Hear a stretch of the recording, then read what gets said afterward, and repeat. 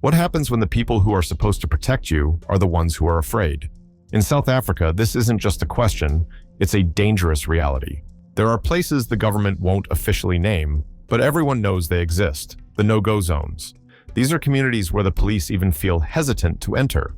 Today, we take you deep inside 5 of these red zones. We'll show you why the government's power is fading and what it's truly like to live in a place where even the police are afraid to go. Starting at number 5, we have Nyanga. For many years, the name Nyanga has been sadly synonymous with serious incidents in South Africa. It is a community that has long been labeled the country's epicenter of serious violence. It earned this reputation because of the extremely high number of incidents with grave outcomes that have made it one of the most challenging places in the world. Recently, police have worked to lower this rate, and it went down by 30.2% in the last quarter of the 2021-2022 financial year compared to the year before. But this positive news on paper doesn't make the people who live there feel much safer, as they still contend with constant unease. The area's volatile reputation has endured, and daily life remains fraught with risk. The roots of this situation can be traced back to the township's creation. Nyanga was established in 1946 as a settlement for black residents who were forcibly relocated from other parts of Cape Town. This was a consequence of discriminatory laws that culminated in the 1948 Group Areas Act. From its inception, it was designed to enforce poverty and segregation, which led to decades of economic hardship, lack of development, and social challenges. This created a fertile ground for organized groups and crime to flourish. Walking through Nyanga, you see a community striving to survive under immense pressure. The area is a mosaic of formal government-built houses and large informal settlements. In these settlements, shacks made of wood, iron, and plastic are densely packed together. Here, basic amenities like running water are not guaranteed. Families are often confined to a single room with no private sanitation, and there is an ever-present danger of fire, which can consume hundreds of homes in a very short time. The incidents in Nyanga are rarely random. It is the product of a deeply entrenched culture of organized groups, primarily driven by highly volatile youth groups. The most well-known are 2 rival groups known as the Vato and the Vura. The rise of these groups signals a concerning breakdown of social structures. Members as young as 14 become involved in a life of robbery, dependency on harmful substances, especially a low-cost and highly addictive substance, and serious violence. They operate with a sense of impunity, using aggression not as a last resort, but as the primary means to gain respect, power, and to survive in an environment devoid of conventional opportunities. For the officers of the South African Police Service, SAPS, in Nyanga, the job often feels more like operating in a high-risk zone than policing a community. They face constant, direct, and grave threats from multiple directions, forcing them into a defensive posture. A major flashpoint is the Nyanga Terminus, a busy bus and taxi station that frequently becomes a point of contention for rival taxi factions. These disputes, typically over lucrative routes and control of the station, are settled through forceful means, not negotiation. In one incident, a serious confrontation between 2 security groups working for a taxi organization resulted in 1 security guard not surviving and 7 others being seriously harmed. After the clash, police recovered a significant number of weapons, including many powerful long arms and sidearms. This illustrates the type of heavy armaments commonly found in the area. When police respond to these events, they are not merely dealing with criminals. They are entering active confrontations where the opposition is often better equipped. Beyond the taxi conflicts, police officers are deliberately targeted. The criminals in Nyanga are not just evading the law, they are actively trying to remove those who enforce it. In one example, police had to release photos of 3 men sought in connection with the serious targeting of several law enforcement advancement plan, LEAP, officers. These LEAP officers are deployed to assist SAPs in high-crime areas. One officer was lost in an incident with multiple grave outcomes in May 2023, and another was harmed during taxi-related protests in August 2023. For the police, this is a very difficult situation. They are dealing with organized criminals while simultaneously trying to manage a concerned and frustrated community that has lost all trust in them. Next on our list is the Philippi East area. While Nyanga has a long history of challenging incidents, Philippi East demonstrates a concerning evolution of that situation. Here, organized criminal groups have moved beyond traditional rivalries to establish a full-fledged economy based on demanding protection payments. They have effectively created a parallel system of governance where their rules supersede those of the state. The area has become a no-go zone, not just for police, but for numerous essential services.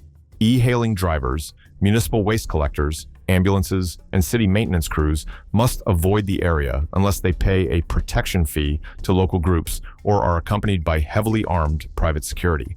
The city of Cape Town has had to spend millions of rand on private security just to enable its employees to perform basic tasks, such as repairing water pipes. This is a clear indicator of the state's inability to maintain safety within its own jurisdiction. These groups don't just demand money. They present themselves as the new authority.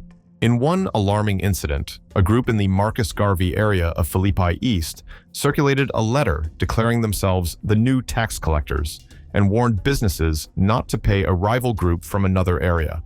They warned of severe consequences for any shop owners of Somali origin if they did not comply. This sparked widespread concern. Schools closed as parents kept their children at home, and businesses shuttered. This illicit power structure uses extreme measures to enforce its decree. The payments are collected under threat of force, and non-compliance often has grave outcomes. Philippi East is a landscape marked by a relentless series of high-profile, difficult events. Each one serves as a message about the group's power and the state's weakness. The response to those who interfere with these illicit payment schemes is particularly severe. In June 2024, two young security guards, aged only 22 and 25, were confronted in a sudden event and did not survive while escorting a company car through the Behekela informal settlement. Surveillance footage captured assailants targeting their vehicle, a confrontation that neither guard survived before their service weapons were taken. This was not an isolated incident. Just 2 months prior, in April, two other security guards escorting city workers in Philippi's Fola Park were also seriously targeted. The message is unequivocal. Any security not sanctioned by these groups will be removed. The situation is not confined to security personnel. It spills over into the entire community, often in the form of large-scale events with serious outcomes designed to create widespread unease. In one case, police were called to a difficult scene at the Better Life informal settlement. They found a vehicle that had been engulfed in flames and discovered the remains of 5 individuals inside who had not survived the event. The incident was believed to be linked to groups demanding protection payments. In another instance, the community was shaken after 6 women, between 18 and 26 years old, were targeted in a methodical, direct confrontation in the Marcus Garvey area. Although community members suggested it was not a specific group trying to silence witnesses, the event was part of a 24-hour period during which 11 people did not survive in the area. This prompted a massive, reactive police lockdown. Despite being one of the most challenging areas in the country, with the Philippi East Station consistently ranking in the top 30 for serious crimes, the community feels utterly abandoned. The relationship between residents and the police is fractured. This was attributed to a lack of police cooperation and pervasive mistrust. This breakdown is detrimental to effective policing, which relies on intelligence and support from the community. The police response to the situation is often reactive and militaristic. Following a weekend of events that left 13 people with grave outcomes, the SAPs launched a 72-hour action plan. They locked down the area with public order police, K9 units, and flying squad members. While these operations yield arrests, they are temporary measures. They do not address the root causes of the incidents or dismantle the powerful organizations demanding these payments. For the residents of Philippi East, these temporary shows of force do little to alter their daily reality. The groups are a permanent presence, while the police are transient, if present at all. At number 3, we have Delft. The story of Delft is one of tragic irony. While many townships in the Cape Flats emerged from squatter camps, Delft was conceived differently. It was established in 1989 as a planned, integrated community. It was one of Cape Town's first settlements intended for both colored and black residents, designed to foster unity. It was a progressive concept, meant to be a departure from the discriminatory logic of apartheid. Today, however, that promise lies in ruins. Delft has become a well-known hotspot for serious challenges, a community affected by frequent home intrusions, ongoing turf disputes between groups, and a pervasive sense of disorder. Although approximately 80% of Delft's 150,000 residents live in formal, government-built housing, the community suffers from the same pathologies that drive issues across the Cape Flats. The official unemployment rate is over 40%, and substance and dependency are rampant. This creates a perfect storm for the powerful groups that now influence the area. Groups with names like the Italians and the Vatos Locos engage in constant, serious turf disputes, turning the streets into areas of confrontation. The area has become known for what residents describe as a severe lack of effective policing, leaving them feeling exposed and at the mercy of the groups that rule their neighborhoods. In Delft, the rule of law is not just eroding, it is being actively and intensely challenged. The hostility towards any form of state authority is clear, and officials are not merely ignored, they are physically confronted. A concerning incident from 2024 perfectly illustrates this challenging environment. A team of SPCA inspectors, accompanied by City of Cape Town law enforcement officers, arrived in Delft with a valid court order to check on 2 dogs that were being subjected to animal cruelty. It was a standard animal welfare operation. However, as they attempted to carry out their duty, the dog's owner and his relatives began to physically confront the officers. The situation escalated rapidly as other community members joined in, surrounding the officials and confronting them with projectiles and even a bladed object. An SPCA inspector and a law enforcement officer were harmed in the confrontation and required medical attention. Despite the intense mob event, the officers managed to secure the animals. But the event served as a sobering reminder of the risks inherent in any official action in Delft. This was not a group protecting its turf. It was a segment of the community strongly resisting a lawful and non-threatening state intervention. This breakdown of order is compounded by a breakdown of discipline and trust within the police force itself. In one concerning case, 4 police officers from Delft were taken in for misconduct after they confronted a group of women who had reportedly rejected their advances. The officers used crowd control measures, and one of the women was hit in the stomach. Incidents like these are damaging for police-community relations. They reinforce the perception that the police are a negative force, not a protective one. This fuels the very anti-authority sentiment that makes policing the area so difficult. Mafuleni is next on the list. Mafuleni, a community whose name means the place by the river in the Xhosa language, is a newer township in the Cape Flats. Established during the apartheid era, it expanded rapidly in the 1990s as it became a destination for Black residents relocated from other parts of Cape Town. In recent years, however, it has gained notoriety for a much darker reason. Mafuleni has tragically emerged as one of the newest and most serious flashpoints for incidents in the country. Police statistics reveal a sharp and concerning increase in incidents with grave outcomes. Once lesser known than areas like Nyanga and Khayelitsha, the Mafuleni police precinct now frequently appears on the list of South Africa's most challenging places. The situation is largely driven by the same type of organized group activity that affects the rest of the Cape Flats. In a typical but serious incident in September 2025, a single armed individual confronted a group of men in the Happy Valley area of Mafuleni. The event resulted in the loss of 3 men between the ages of 24 and 27 and left an 18-year-old seriously harmed before the individual fled. Police suspected the incident was related to organized groups, a familiar narrative in a community where such events are commonplace. This surge in incidents has exposed a significant failure of governance. During a meeting with community members in Mafuleni, the acting police minister, Firoz Kachalia, made a startling admission. The South African government lacks a concrete, funded, and operational strategy to combat the escalating problem with organized groups in the Cape Flats. He stated that the current national anti-gang strategy was unresourced and unimplemented. He further conceded that the groups had evolved into sophisticated, business-like operations that were putting the country under significant pressure. This admission confirmed what residents already knew. They were on their own, facing a well-organized challenge, while the state's response, by its own account, was failing. For police officers working in Mafuleni, the danger is not an abstract statistic or a remote possibility. It is a direct, personal, and ever-present threat. The targeting of police officers, particularly when they are off-duty, reveals a particularly concerning dimension of policing these high-risk zones. A sobering case from January 2025 illustrates this reality.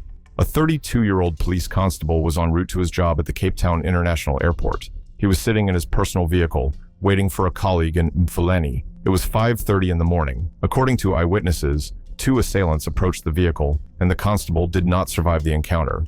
He was not carrying a weapon at the time and was only deprived of his cell phone. This was not a confrontation during a high-risk police operation. It was a calculated event involving a vulnerable officer before his workday had even begun. This event, and others like it across the country, sends a sobering message to every officer who lives in or near the community they police. It tells them that the danger does not cease when their shift ends. They are at risk at home, on their commute, and in their private lives. This erodes any sense of a safe haven, transforming their job from a difficult profession into a challenging 24/7 reality. Like other townships in the Cape Flats, Mfuleni is a community grappling with severe economic and social challenges. It has a high dependency ratio of 46.1, meaning there is a large number of children and elderly people for every working age adult. Furthermore, over 37% of households are headed by women. While most residents live in formal housing and have access to basic services like electricity and running water, these material improvements are constantly undermined by the social pathologies born of poverty and unemployment. This difficult economic landscape provides a steady stream of new recruits for the groups that create unease in the community, ensuring the cycle of incidents continues and that Mfuleni remains one of the most challenging places for any police officer in South Africa. And finally, at number 1, we have Khayelitsha. To comprehend the difficulty of policing Khayelitsha is to understand the difficulty of policing a small city. Formally established in 1983 as a massive new area for African residents, it is one of South Africa's largest and fastest-growing townships. Home to hundreds of thousands of people, it is a sprawling metropolis, comprising both formal housing and vast, densely populated informal settlements. Its sheer size, labyrinthine layout, and burgeoning population present an almost insurmountable challenge for law enforcement. For them, patrolling Khayelitsha is not like patrolling a neighborhood. It is like trying to manage a city-wide challenge. Crime in Khayelitsha is as vast and complex as the township itself. It is a place where different forms of serious incidents coexist and often intersect. On one hand, the community is affected by highly active teenage street groups, often bearing the same names as those in Nyanga, the Vato, and the Vura. These groups, fueled by harmful substances and youthful posturing, influence the streets and schools through severe intimidation. They often prefer to use bladed items and projectiles instead of other weapons. Their actions are frequently about turf and respect, and are viewed as a rite of passage. This represents a concerning normalization of these actions among the township's youth. On the other hand, Khayelitsha is the operational base for sophisticated and heavily equipped organized criminal groups that function like established crime families. These groups are led by well-known leaders, such as Yanga Bara Nyalara. He was brought up on charges in connection with a series of large-scale incidents with grave outcomes and for running an illicit operation that was demanding payments from numerous local businesses. In one incident in May 2021, Nyalara and an associate were allegedly involved in an event that resulted in 12 losses of life and left 4 others harmed. This level of organized, serious activity poses a direct challenge to the state and requires a form of policing that is far beyond the capacity of a standard, under-resourced police station. For the people of Khayelitsha, life is lived in a state of perpetual anxiety. The threat of incidents informs every decision: where to walk, what time to return home, and how to commute. Vehicle theft is a massive problem, and even aid workers from organizations like Gift of the Givers have been held under threat. The relationship between the community and the police is deeply strained. Years of perceived neglect and poor service have fostered a profound sense of abandonment and resentment. This often leads to tense confrontations, with residents marching on government buildings to protest their living conditions, only to be met by police in tactical gear. This dynamic places police in an impossible position. They are tasked with protecting a community from determined criminal groups. Yet at the same time, that very community often views them with deep distrust and anger. They are caught in a vice, facing grave threats from organized criminals on one side and dealing with the frustration and despair of an impoverished and concerned populace on the other.